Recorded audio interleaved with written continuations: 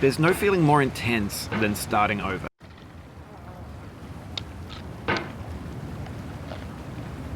There's no feeling more intense than starting over.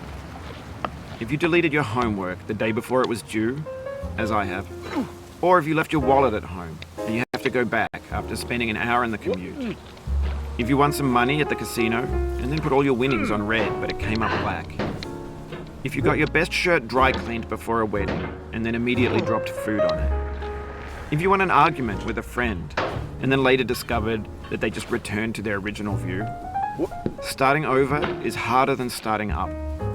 If you're not ready for that, like if you've already had a bad day, then what you're about to go through might be too much. Feel free to go away and come back. I'll be here. Alright, thanks for coming with me on this trip. I'll understand if you have to take a break at any point. Just find a safe place to stop and quit the game. And don't worry, I'll save your progress, always, even your mistakes. This game is a homage to a free game that came out in 2002, titled Sexy Hiking. The author of that game was Jazuo, a mysterious Czech designer who was known at the time as the father of B games. And B games are rough assemblages of found objects. Designers slap them together very quickly and freely, and they're often too rough and unfriendly to gain much of a following. They're built more for the joy of building them than as polished products. In a certain way, Sexy Hiking is the perfect embodiment of a B game. It's built almost entirely out of found and recycled parts, and it's one of the most unusual and unfriendly games of its time. In it, your task is simply to drag yourself up a mountain with a hammer. And that act of climbing, in the digital world or in real life, has certain essential properties that give the game its flavor. No amount of forward progress is guaranteed. Some cliffs are too sheer or too slippery. And the player is constantly, unremittingly in danger of falling and losing everything.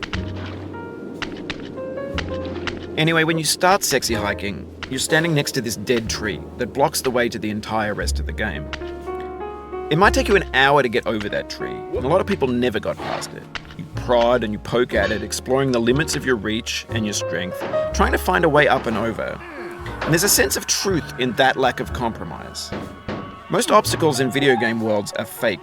You can be completely confident in your ability to get through them once you have the correct method or the correct equipment or just by spending enough time. In that sense, every pixelated obstacle in Sexy Hiking is real. The obstacles in Sexy Hiking are unyielding, and that makes the game uniquely frustrating.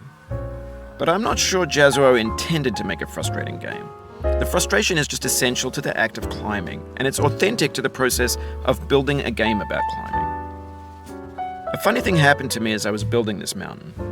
I'd have an idea for a new obstacle, and I'd build it, test it, and it would usually turn out to be unreasonably hard.